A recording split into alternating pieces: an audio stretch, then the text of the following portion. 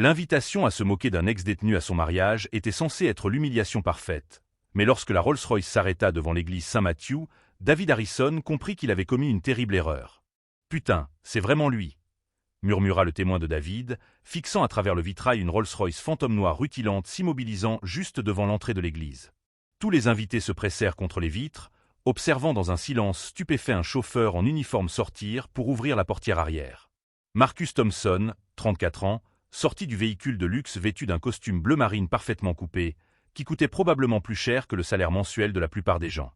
Mais ce qui les émerveilla, ce ne furent ni les vêtements coûteux ni la voiture, mais le ruban bleu distinctif orné d'étoiles qui pendait sur sa poitrine. Une médaille d'honneur. 2 mois plus tôt, David parcourait les réseaux sociaux lorsqu'il tomba sur le profil de Marcus. Son ancien colocataire de fac, celui-là même qui avait été arrêté pour vol à main armée 8 ans plus tôt, celui-là même dont la photo d'identité judiciaire avait fait la une des journaux locaux.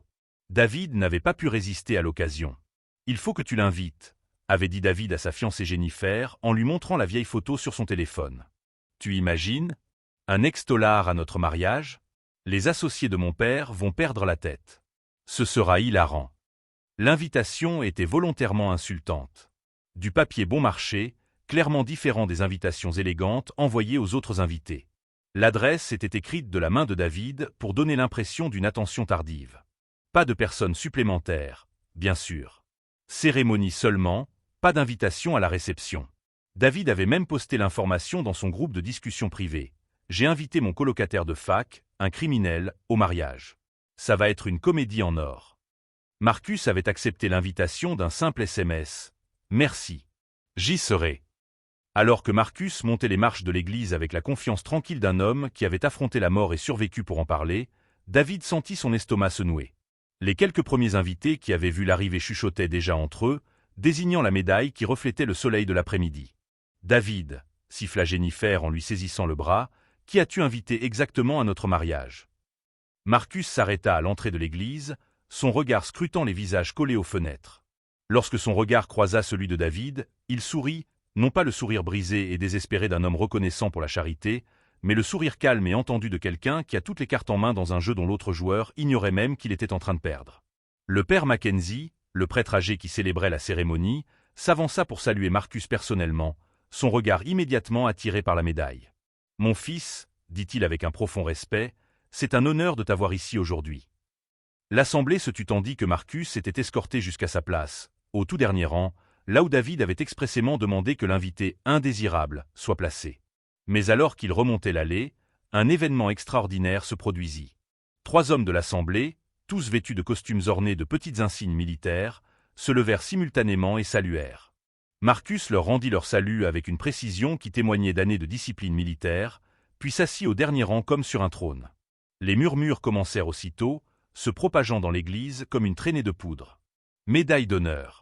L'Afghanistan a sauvé toute son unité. David resta figé devant l'autel, regardant son humiliation soigneusement planifiée se transformer en quelque chose qu'il ne pouvait contrôler. Le pire, Marcus ne l'avait même pas encore salué. Il était assis là, rayonnant d'une dignité tranquille qui faisait paraître tous les autres dans l'église insignifiants en comparaison. Et puis Marcus fit quelque chose qui glaça le sang de David. Il sortit son téléphone et commença à écrire, ce même sourire entendu aux commissures de ses lèvres. Quel que soit le message qu'il envoyait, David avait le pressentiment que cela allait tout changer. Si vous appréciez cette histoire de rebondissements inattendus et le pouvoir de la résilience, n'oubliez pas de vous abonner à la chaîne. La suite vous montrera pourquoi il ne faut jamais juger quelqu'un sur son passé, surtout quand on ne connaît pas toute l'histoire. La cérémonie de mariage devint un véritable cours magistral de guerre psychologique, et David Harrison perdait lourdement sans même se rendre compte que la bataille avait commencé. Alors que le père Mackenzie commençait la cérémonie, David n'arrivait pas à se concentrer sur ses propres vœux. Son regard se posait sans cesse sur le dernier rang, où Marcus était assis, l'air d'un homme en paix avec lui-même. La médaille d'honneur reflétait la lumière des vitraux, brillant comme un phare de tout ce que David ne serait jamais. « David, veux-tu prendre Jennifer pour épouse légitime ?» demanda le père Mackenzie. « Oui, je le veux », balbutia David, la voix légèrement brisée. En vérité, David avait toujours été menacé par Marcus, même à l'université. Tandis que David se laissait porter par les relations et l'argent de son père pour financer ses études de commerce, Marcus avait cumulé 3 emplois pour payer ses frais de scolarité, étudiait jusqu'à 3 heures du matin chaque soir et avait quand même réussi à obtenir son diplôme avec mention très bien. L'arrestation pour vol avait été sa revanche. La preuve que le meilleur homme n'était en réalité qu'un autre criminel du mauvais quartier. Mais maintenant, en voyant Marcus dans ce costume parfaitement coupé, orné de la plus haute distinction militaire américaine, David avait l'impression de se noyer dans sa propre incompétence. Pendant l'échange des alliances, les mains de David tremblaient tellement qu'il faillit laisser tomber l'alliance de Jennifer. Toute l'assemblée le remarqua. Son père, le magnate prospère de l'immobilier, lui lança un regard désapprobateur depuis le premier rang. Ses associés chuchotaient entre eux, visiblement plus intéressés par le héros de guerre au fond que par le marié à l'hôtel. Marcus, quant à lui, avait sorti un petit carnet et prenait des notes.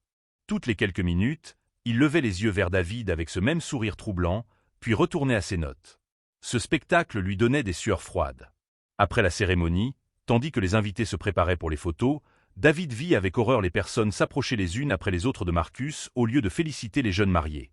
Son propre mariage était devenu une simple réception pour un homme qu'il avait invité à humilier. « Excusez-moi, monsieur », dit le colonel Peterson, partenaire de golf du père de David et homme qui ne montrait jamais de respect à quiconque était en dessous de sa tranche d'imposition. « Je n'ai pas pu m'empêcher de remarquer votre médaille d'honneur.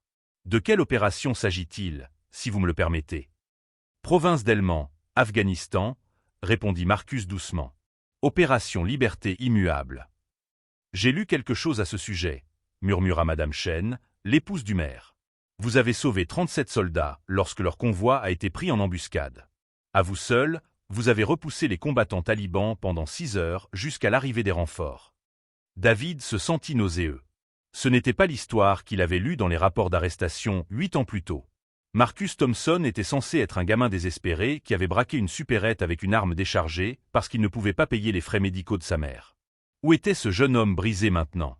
L'accusation de vol se surprit à lâcher David en s'approchant de la foule grandissante autour de Marcus. « Vous avez été arrêté. Condamné. J'ai vu la photo d'identité judiciaire. » Tout le groupe se tourna vers David, et le silence était assourdissant. Marcus le regarda avec une pointe de pitié. « Oui, » dit simplement Marcus. « J'ai braqué un magasin à 26 ans. Ma mère était en train de mourir d'un cancer, et je n'avais ni assurance, ni argent, ni aucune autre option à l'époque. J'ai passé 18 mois en prison.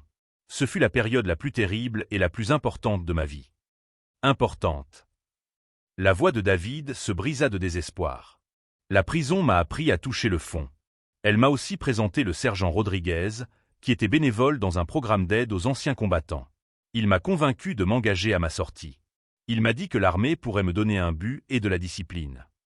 Marcus toucha la médaille sur sa poitrine. Il avait raison. Jennifer apparut aux côtés de David, sa robe de mariée bruissant. « David, que se passe-t-il? Pourquoi ne prenons-nous pas de photos ?» Mais David ne put répondre.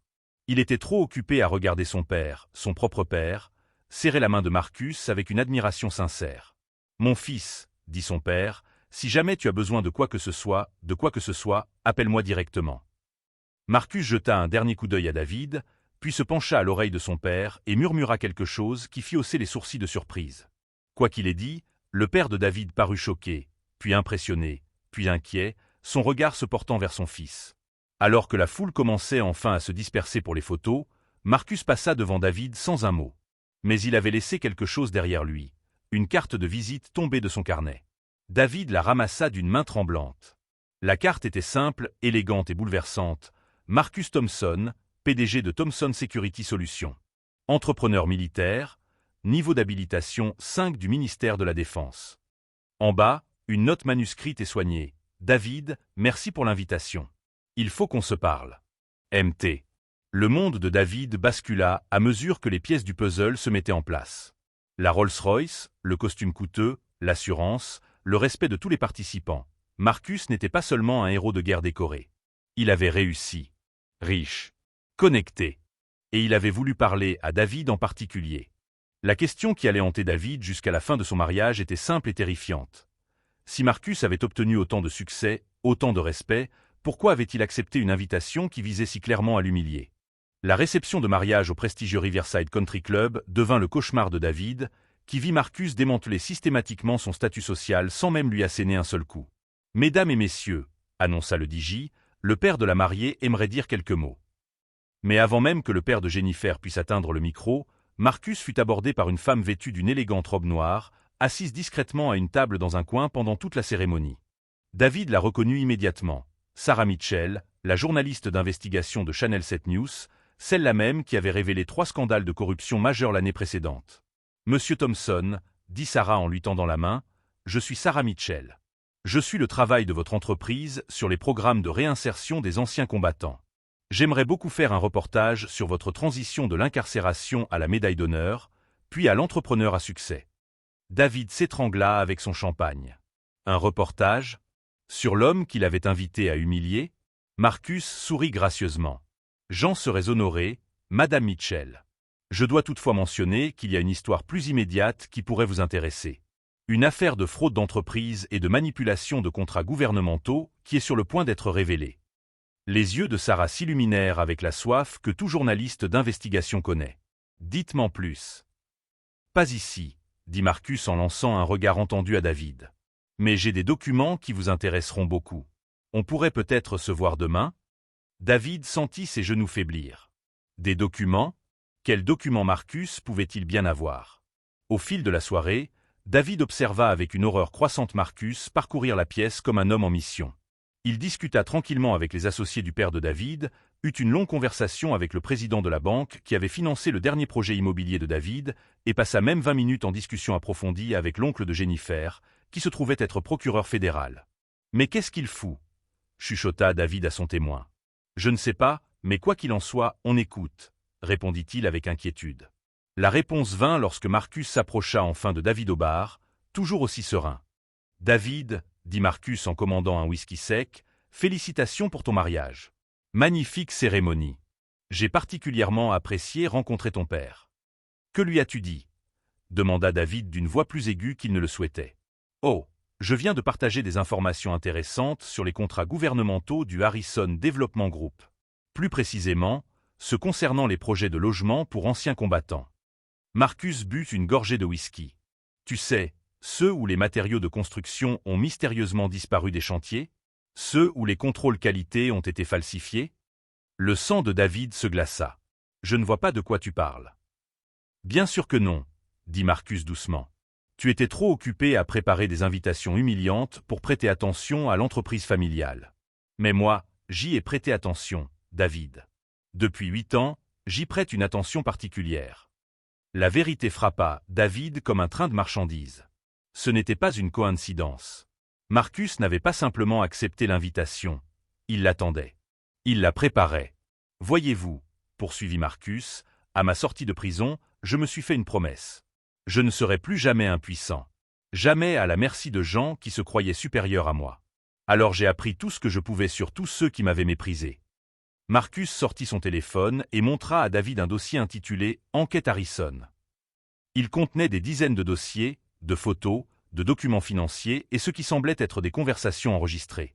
L'entreprise de ton père escroque le gouvernement depuis des années, David. Voler de l'argent était destiné à construire des logements pour les vétérans sans abri. Les mêmes vétérans aux côtés desquels j'ai combattu, ceux-là même qui n'ont pas réussi à rentrer chez eux. La voix de Marcus ne s'éleva jamais au-delà d'un ton conversationnel, mais l'intensité de son regard était indéniable. Je monte ce dossier depuis 3 ans. Tu ne peux rien prouver, balbutia David. En fait, si. Voyez-vous, ce qui est formidable quand on est un entrepreneur du gouvernement avec une habilitation de niveau 5, c'est l'accès que cela donne. Les contacts. Les ressources. Marcus termina son whisky et reposa son verre avec une précision délibérée. J'ai des relevés bancaires, des courriels, des rapports d'inspection falsifiés et les témoignages de 6 ouvriers du bâtiment différents qui ont été payés pour garder le silence sur l'utilisation de matériaux de qualité inférieure. David sentit la pièce tourner. Que voulez-vous ? La justice, dit simplement Marcus. Il y a 8 ans, toi et tes amis m'avez traité comme un déchet parce que j'ai commis une grave erreur. Vous avez utilisé mon moment de déprime comme un divertissement. Vous avez partagé ma photo d'identité judiciaire dans des groupes de discussion, fait des blagues sur le « criminel » de votre résidence. On était juste des enfants. Des enfants. Marcus rit, mais sans humour. David, tu m'as invité à ton mariage spécialement pour m'humilier. Il y a 2 mois. On n'est plus des enfants. De l'autre côté de la pièce, Sarah Mitchell passait déjà des coups de fil, son bloc-notes rempli d'informations. Le père de David discutait avec animation avec deux hommes en costume sombre, surgis de nulle part. L'oncle procureur fédéral examinait des documents sur la tablette de Marcus avec une inquiétude croissante. « Le FBI sera au bureau de ton père lundi matin », dit Marcus en rajustant sa veste. « L'histoire sera révélée au journal télévisé de mardi soir. Ton père risque probablement 15 à 20 ans de prison pour fraude fédérale. Les biens de ta famille seront gelés en attendant l'enquête. » David saisit le bras de Marcus avec désespoir. « S'il te plaît, il doit y avoir quelque chose, n'importe quoi. » Marcus baissa les yeux vers la main de David sur son bras, puis leva les yeux vers son visage. Pendant un instant, David ne vit pas le PDG prospère ni le héros de guerre décoré, mais le jeune homme qui avait été brisé par les circonstances et qui s'était reconstruit pour devenir quelqu'un de plus fort. « Tu sais quelle est la différence entre nous, David ?» demanda Marcus doucement. « Quand j'ai touché le fond, je m'en suis servi comme fondation pour construire quelque chose de meilleur. Tu n'as jamais touché le fond, alors tu n'as jamais appris à construire quoi que ce soit. » Marcus retira doucement la main de David de son bras et se dirigea vers la sortie. « Oh, et David ? L'invitation à m'humilier à ton mariage ? C'était parfait. Parce que maintenant, tous ceux qui comptent se souviendront de cette nuit, non pas comme de ton mariage, mais comme de la nuit où la justice a enfin rattrapé la famille Harrison. » Alors que Marcus disparaissait dans la nuit, David se figea au bar, regardant sa nouvelle épouse danser avec des invités qui chuchotaient déjà à propos d'enquêtes fédérales et d'accusations de fraude. L'homme qu'il avait tenté d'humilier venait de détruire son monde sans élever la voix ni perdre son sang-froid une seule fois. Mais le plus terrifiant fut de réaliser que ce n'était que le début. Marcus avait passé 8 ans à se préparer à ce moment, et David était tombé dans le piège en envoyant cette invitation insultante. Le lundi matin a frappé David comme un coup de massue, et les agents du FBI présents au bureau de son père n'ont été que le début de sa chute. « David Harrison, vous êtes en état d'arrestation pour complot en vue de commettre une fraude fédérale, blanchiment d'argent et violation de la loi sur les fausses déclarations », a annoncé l'agent Rodriguez tandis que les menottes cliquetaient autour des poignets de David devant les caméras de Channel 7. L'arrestation avait été coordonnée avec l'équipe de presse de Sarah Mitchell, garantissant une visibilité publique maximale. L'ironie du sort n'a échappé à personne. La photo d'identité judiciaire de David allait désormais être diffusée sur les mêmes réseaux sociaux où il avait autrefois partagé celle de Marcus pour plaisanter. Mardi soir, le rapport d'enquête de Sarah Mitchell était devenu viral. Les images étaient accablantes. Marcus Thompson, lauréat de la médaille d'honneur et PDG prospère, présentait calmement 3 ans de preuves aux procureurs fédéraux, tandis que l'empire familial de David s'effondrait en temps réel. Monsieur Thompson a découvert la fraude en effectuant des recherches sur des entrepreneurs en logement pour vétérans pour sa propre entreprise, rapportait Sarah en direct depuis les bureaux de Harrison Développement, désormais enregistrés sur une bande sonore de saisie fédérale. Ce qui avait commencé comme une vérification préalable est devenu une mission de justice pour les vétérans privés de logements décents par ce stratagème élaboré. Les preuves rassemblées par Marcus étaient méthodiques et absolument accablantes. Des virements bancaires révélaient des millions détournés des fonds destinés au logement des vétérans. Des enregistrements audio du père de David ordonnant aux entrepreneurs d'utiliser des matériaux bon marché pour des projets pour vétérans tout en pratiquant des prix élevés. Des chaînes de courriels où David lui-même plaisantait sur ses soldats brisés, qui ne font jamais la différence entre des matériaux de qualité et des déchets. Mais le coup le plus dur fut la diffusion par Marcus de l'enregistrement de l'enterrement de vie de garçon de David, une conversation que David avait complètement oubliée dans son état d'ivresse. « J'ai hâte de voir cet ex-détenu raté à mon mariage. » La voix de David s'étranglait dans les enceintes des tribunaux et des chaînes d'information à travers le pays. « Je vais le mettre au fond, là où il doit être. Je devrais peut-être engager des acteurs pour faire semblant qu'ils ont peur de lui. Mon Dieu, j'adore être meilleur que ce genre de gens. » Jennifer a demandé le divorce mercredi, prenant la moitié de ce qui restait à David après la saisie des biens fédéraux. Le country club a révoqué l'adhésion de la famille. Les associés du père de David ont publiquement pris leur distance avec le nom Harrison. La banque a rappelé tous les prêts, toutes les lignes de crédit, toutes les bouées de sauvetage financière que la famille avait jamais établies. En une semaine, David est passé du statut d'héritier d'une fortune immobilière à celui de chômeur risquant 25 ans de prison fédérale. Il a perdu son appartement en attique, sa voiture de luxe, son statut social et sa femme. Tout ce qui lui avait permis de se sentir supérieur aux autres, lui, a été arraché avec une précision chirurgicale. L'humiliation finale a eu lieu lors de la promenade de David devant le tribunal fédéral. Sous les questions des journalistes et les flashs des appareils photos, une Rolls-Royce noire familière s'est arrêtée sur le trottoir. Marcus sortit, non pas pour jubiler, mais pour s'adresser aux médias avec la même dignité discrète dont il avait fait preuve tout au long de cette épreuve. « La justice n'est pas une question de vengeance », déclara Marcus au journaliste. C'est une question de responsabilité. Monsieur Harrison et sa famille ont volé de l'argent destiné à fournir un logement aux anciens combattants de notre nation, des hommes et des femmes qui ont tout sacrifié pour notre liberté. Certains de ces anciens combattants sont aujourd'hui sans abri à cause de cette fraude. C'est inacceptable. Un journaliste s'avança. Monsieur Thompson, David Harrison prétend que vous avez orchestré toute cette enquête pour vous venger d'avoir été invité à vous humilier à son mariage. Marcus marqua une pause, réfléchissant attentivement à ses paroles. David m'a envoyé une invitation destinée à me mettre dans l'embarras devant des gens que je n'avais jamais rencontrés. Ce qu'il ne comprenait pas, c'est que la honte ne peut vous atteindre que si vous la laissez faire. J'ai cessé d'avoir honte de mes erreurs il y a longtemps. Elles ont fait de moi ce que je suis aujourd'hui. Il jeta un coup d'œil à David, qu'on faisait monter dans un véhicule de transport fédéral. L'enquête sur Harrison Development a débuté il y a 3 ans, bien avant toute invitation de mariage. Elle a commencé lorsque j'ai appris que des vétérans sans abri de ma ville vivaient dans des logements insalubres financés par des fonds fédéraux en hommage à leur service. L'invitation tombait à pic. Alors que les caméras tournaient, Marcus a sorti son téléphone et a montré une photo au journaliste. Un vétéran sans abri dormant dehors en hiver, à seulement 50 mètres d'un complexe de logement pour vétérans de Harrison Development, construit avec des matériaux si bon marché que les murs commençaient déjà à se fissurer. Cet homme a effectué 2 missions en Irak, a dit Marcus d'une voix calme. Il est rentré chez lui avec un syndrome de stress post-traumatique et n'avait pas les moyens de se payer les soins médicaux dont il avait besoin. Le logement dans lequel il était censé vivre, il a été condamné 3 mois après sa construction, car le père de David Harrison avait utilisé des matériaux non conformes aux normes de sécurité. Ce vétéran est mort de froid l'hiver dernier.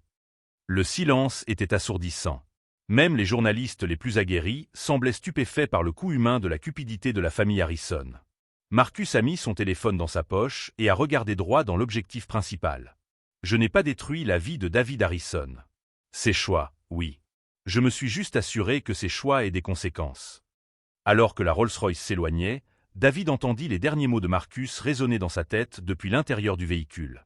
L'homme qu'il avait tenté d'humilier avait systématiquement démantelé tout ce que David pensait être sa supériorité, et il l'avait fait avec une classe et une détermination que David ne pourrait jamais comprendre. Mais même lorsque les procureurs fédéraux présentaient leur dossier contre lui, même lorsque sa photo d'identité judiciaire remplaçait celle de Marcus dans les moqueries sur les réseaux sociaux, David ne parvenait toujours pas à saisir la vérité profonde de ce qui s'était passé. Il ne s'agissait pas seulement de fraude, de justice ou même de vengeance. Il s'agissait de la différence fondamentale entre un homme tombé et ayant appris à se relever, et un homme qui n'avait jamais vraiment défendu quoi que ce soit. La question qui allait hanter David jusqu'à sa condamnation et son incarcération était simple. Comment lutter contre quelqu'un qui a fait de son pire moment sa plus grande force, surtout quand on n'a jamais eu à trouver sa force dans quelque chose de plus difficile que de dépenser l'argent de son père. 2 ans plus tard, Marcus Thompson se tenait devant une foule de 500 personnes lors de l'inauguration du Marcus Thompson Veteran Center, un établissement ultramoderne offrant logement, soins médicaux et formation professionnelle aux anciens combattants sans abri dans 3 États. Le bâtiment était magnifique, tout ce que les projets de Harrison Development auraient dû être. Des matériaux de qualité, un savoir-faire artisanal et surtout, une construction respectueuse de ceux qui y vivraient. Le financement provenait de multiples sources. Les bénéfices de l'entreprise de Marcus, des subventions fédérales gérées avec soin et, ironie du sort, les fonds récupérés dans l'affaire de fraude de Harrison Development. Aujourd'hui, nous honorons non seulement nos anciens combattants, mais aussi le pouvoir de la rédemption, a déclaré Marcus à l'assemblée composée de militaires, de représentants du gouvernement et de responsables locaux. Ce centre existe parce que parfois, nos plus grands échecs sont à la base de nos plus grandes contributions. Au premier rang était assis le colonel Peterson, celui-là même qui avait salué Marcus au mariage de David. À côté de lui, Sarah Mitchell, dont le reportage d'investigation avait remporté un prix Pulitzer pour avoir révélé la fraude au logement des anciens combattants. Le maire Chen avait proclamé la « Journée Marcus Thompson » dans la ville, et le gouverneur en personne s'était rendu sur place pour inaugurer l'événement. Marcus avait construit plus qu'un centre pour anciens combattants, il avait bâti un empire déterminé.